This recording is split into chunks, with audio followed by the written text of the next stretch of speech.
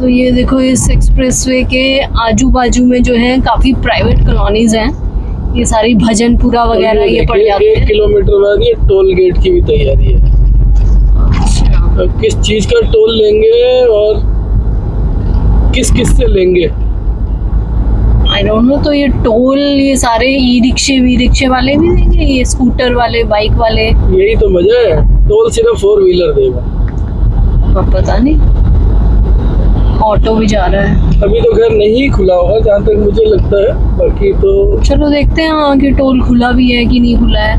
वैसे कायदे से तो नहीं ही खोलना चाहिए क्योंकि और खुला है तो सबसे लें। हाँ बिल्कुल।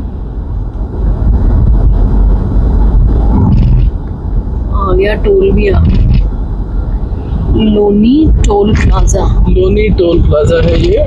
अभी टोल बैरियर तो नहीं है, नहीं है अभी ना। हाँ अभी तैयारी है, खाली रखे हैं इन्होंने वो बोर्ड। ये देखो, ऑटो वाले धड़ धड़ करके निकल गए हैं इससे। हाँ ये बनेगा आपका टोल अच्छा, तो इस तरह मुझे लग रहा है हम लोनी शायद यूपी में आ गए हैं अब हम। तो कमेंट करके बताएं लोनी दिल्ली में है कि यूपी में है, हमें भी इतना आइडिया नहीं है इस जगह का। लेकिन ये वाला पूरा एरिया जो है पूरी प्राइवेट कॉलोनीज, और ऐसा लगता है कि ये एरिया कभी नहीं सुधर पाएगा। और ये देखिए 60 किलोमीटर की लिमिट आ गई है यहाँ से नीचे उतरने के लिए। अच्छा ये एग्जिट, अभी हम सीधा चलते हैं। ये थोड़ी सी अब ट्रैफिक कम ही हुई है लेकिन मना नहीं कर सकते। ये देखिए 100 की स्पीड लिमिट, बागपत 23 किलोमीटर लिखा है यहाँ से। बागपत तक तो फिर हमें पहले ही जाना पड़ेगा। तो ये सेक्शन का हाल है दिल्ली वाले सेक्शन का। आगे इस सेक्शन पे आप लोग अगर गए हैं तो बताइए। हम लोग तो सिर्फ ये एक फीलर लेने आए थे कि क्या है, तो आज की डेट में क्या इसकी कंडीशन है वो हमने आपको दिखा दी है। तो अभी तो ये रोड फुल फ्लेज यूज़ करने के लिए नहीं है। आगे किसी और को इसके आगे वाले सेक्शन का आइडिया हो तो प्लीज़ हमें कमेंट करके ज़रूर बताएं, तो हम अगली जर्नी उसी हिसाब से प्लान करेंगे। आज संडे है, थोड़ी लेट भी हो गए हैं हम लोग और कल से ऑफिस भी है, नहीं तो किसी दिन हुआ तो आगे हम पूरा जब ये खुल जाएगा तो देहरादून तक का ही एक पूरा व्लॉग बना के आपको दिखाएंगे।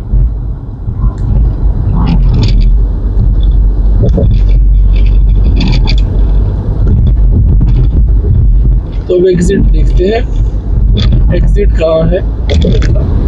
ये कुछ बड़ा बोर्ड आ रहा है, ये कुछ बोर्ड पे लिखा हुआ है। ये एग्जिट है 2 किलोमीटर बाद ट्रॉनिका सिटी का, और ये बागपत देहरादून का रास्ता चला है। अब ये भी नहीं पता ना कि ये जो एक्सप्रेसवे है ये है कहाँ तक ये देखिए बेसिकली। भोले भंडारी राइट हैंड साइड में बहुत बड़े हनुमान जी।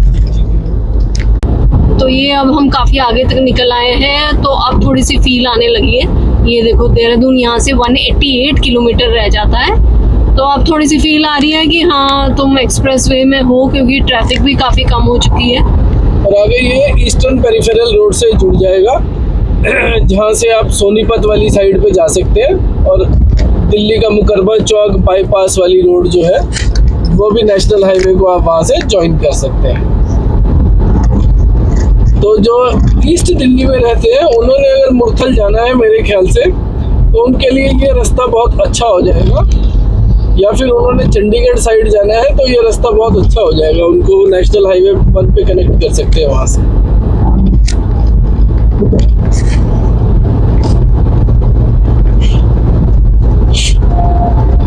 तो ये जो कह रहे हैं कि 2.5 घंटे में देहरादून पहुंच जाएंगे, मुझे लगता नहीं है कि मीन्स कि अगर ये पूरा भी खोल देंगे तब भी पता नहीं, मुश्किल ही लग रहा है कि 2.5 घंटे में पहुंच जाएंगे। अब देखते हैं अगर पूरा सेक्शन खुल जाता है तो कब तक पहुंच जाते हैं। बोलते हैं ये 2 घंटे, क्योंकि हमने जैसे अक्षरधाम से भी स्टार्ट किया, तो अक्षरधाम से भी स्टार्ट करने के बाद भी 2.5 घंटे में देहरादून कहाँ लगाता है, आई डोंट नो। या तो ये शामली या बागपत से बोलेंगे आगे जाके कि यहाँ से 2 घंटे में पहुँचे। तो ये हम चले जा रहे हैं एक्सप्रेसवे पे दिल्ली देहरादून के, जो कि अभी पूरा तो नहीं खुला है। तो हम सोच रहे हैं कि बागपत से हम यू टर्न ले लें और वापस दिल्ली की तरफ मोड़ लें। क्योंकि बाकी चीज़ें तो यहाँ पे speed limit cameras, speed limit कितनी है, ये सारा कुछ तैयार हो गया है। लेकिन जब तक ये देहरादून तक पूरा सेक्शन नहीं खुलता है तब तक आइडिया लगाना मुश्किल है कि तुम 2.5 घंटे का जो ये बता रहे हैं वो होगा पूरा कि नहीं होगा। क्योंकि ये देखिए सामने जो ईस्टर्न पेरिफेरल एक्सप्रेसवे आ गया है, यहाँ से आप सोनीपत, पानीपत, करनाल जो नेशनल हाईवे है उसको ज्वाइन कर सकते हैं।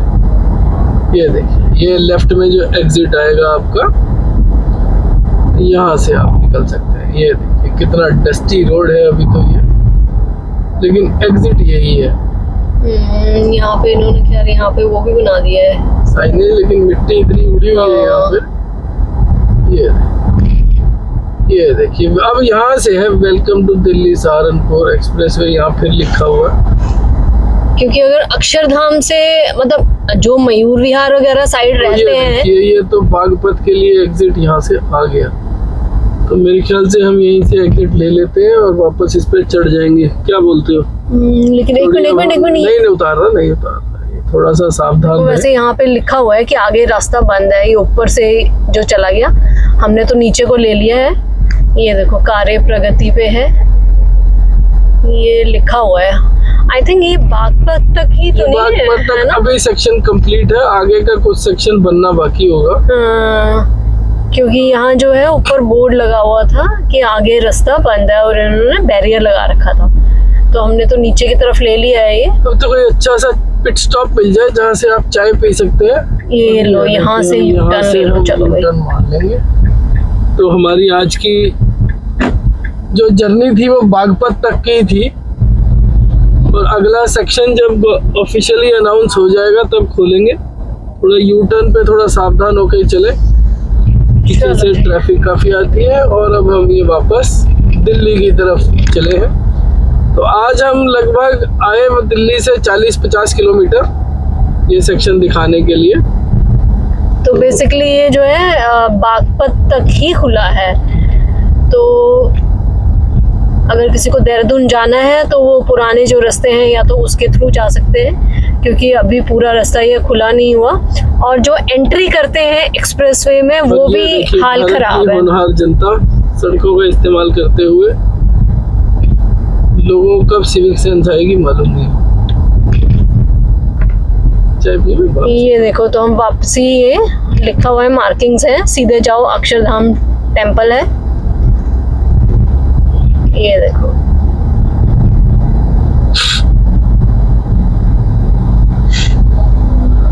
नीचे कुछ चाय वाय के पॉइंट्स है, वो तो ऐसे ही बने होंगे पहले के। अभी तक कोई रेस्ट एरिया नहीं है इसमें। ये है एक चौधरी ढाबा, ये तो आपने बोला और ढाबा आ गया। On the way back basically लोग हैं वैसे तो। लेकिन ये है कि अभी तक दिल्ली से बागपत तक बीच में कोई रेस्ट एरिया नहीं था। आगे बनेंगे नहीं बनेंगे, यू नेवर नो। बाकी रोड की हालत भी कोई इतनी नहीं है, जो 100 की इन्होंने मार्किंग दे रखी है उस हिसाब से इतनी बड़ी ये इंफ्रास्ट्रक्चर है नहीं, जब तक ये लिमिट नहीं करेंगे ट्रैफिक का इसमें।